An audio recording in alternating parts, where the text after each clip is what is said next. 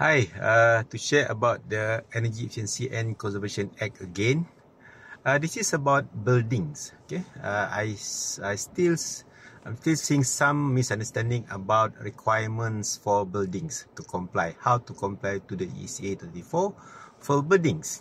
Okay, some may have understood, but some may have some confusion over building sector. Okay. For buildings, okay, for commercial buildings, okay, they can fall to comply on either as energy consumers or buildings. Okay, for energy consumers, if they are the buildings, okay, any commercial buildings, any buildings classified as buildings, okay, they are using more than 21,600 gigajoule of energy per year, or from January 2025 until December 2025. Okay, they use more than 21,600 gigajoule per year. So if these buildings, okay, will fall under the category of energy consumers. If for energy consumers, there are about 5 key requirements on how they can comply to the Act. Okay, Section 5.1 basically, first they must appoint a registered energy manager, and then they must develop and implement energy management system. Number 3, they must prepare and submit energy efficiency and consumption report every year. Okay, and then they must conduct an energy audit by a registered energy auditor every 5 years and submit the reports every 5 years, energy audit report. So those are requirements for buildings falls under energy consumers. Okay, and then there another one compliant requirement. Okay, for if you look at the part 4 of the Act, okay, they call it person in charge of buildings. Okay, so for that particular area, for this kind of requirement, okay, this one only for buildings, that consume less than 21,600 gigajoule of energy per year in 12 months consecutive. Okay, but above minimum gross floor area as decided by the Energy Commission. So buildings, they have to comply to the Act either under the Section 5, okay, or under the buildings, okay, under the buildings part 4. Okay, part 4 of the Act about person in charge of buildings. Okay, for the person in charge of building, under this provision, part 4 under the Act, okay, this building, if they're consuming energy below 21,600 gigajoule and above minimum gross floor area as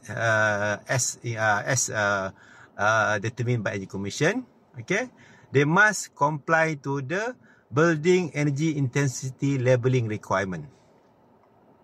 Okay, that's why they have to comply to for this labeling requirement. So building energy intensity BI labeling requirement only applicable for buildings that below 21,600 gigajoule per year consumption and above minimum the gross floor area as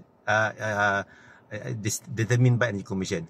As a start, as published by Energy Commission already, only for purposely built office for building. Okay, only office buildings.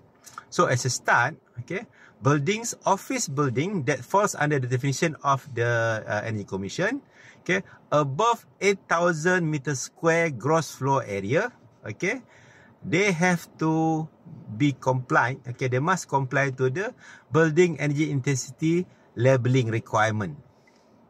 Okay, so I hope this video explains to you, okay, for buildings, buildings may have to comply either as energy consumers or labeling requirement under part 4 of the Act. So that's why it shouldn't be any more confusion. Okay, if you are falling under consumers, you don't need to be labeled. Okay, so far no requirement to be labeled. But if you want to get the label, I don't see a problem. Alright, you can apply. But it's not legal requirement for you to get label. But if you are lower than 21,000 gigajoule, okay, and then they have to comply under the part 4, okay, above the minimum gross floor area. For example, now only office building which with a gross floor area above 8,000 meters square. Okay, so that kind of building now, okay, from now, okay, Energy Commission will start with to for the enforcement of the compliant requirements. Okay, for other types of building, again, below 21,600 gigajoule, there's no requirement yet to be labeled. Okay, to be labeled. Okay, one more thing, okay, under the ECA, you will only need to comply, okay, you only need to comply once you receive the notice from the Energy Commission. Either you are energy consumers, okay, or you are buildings that affected by this act. Okay, all must receive the notice from Energy Commission.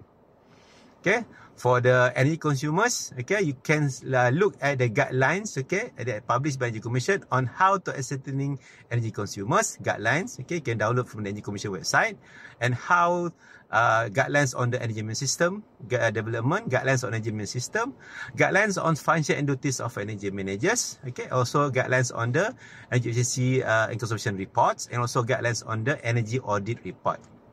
Okay, if you are buildings, okay, again, buildings that below 21,600 gigajoule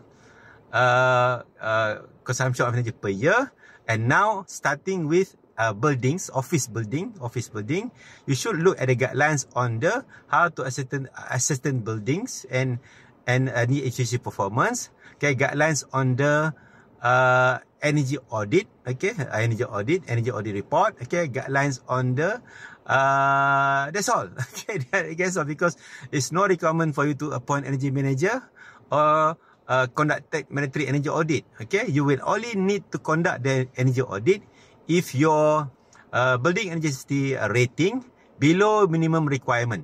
Okay, you can look at the guidelines. The guidelines will tell you what kind of buildings, okay, what kind of BI value, okay, that will require energy audit, but not as like the energy consumer, which they have to conduct the energy audit every 5 years as a requirement. Okay, I hope this video explains, okay, somehow clarifies some or confusion or misinformation or misunderstanding. Okay, so again, I would suggest you to go to the Energy Commission website. Okay, look for this the act, its regulation, also all guidelines that are related to you as energy consumers or building that to be affected. Okay, thank you very much. I hope to see you in the next video.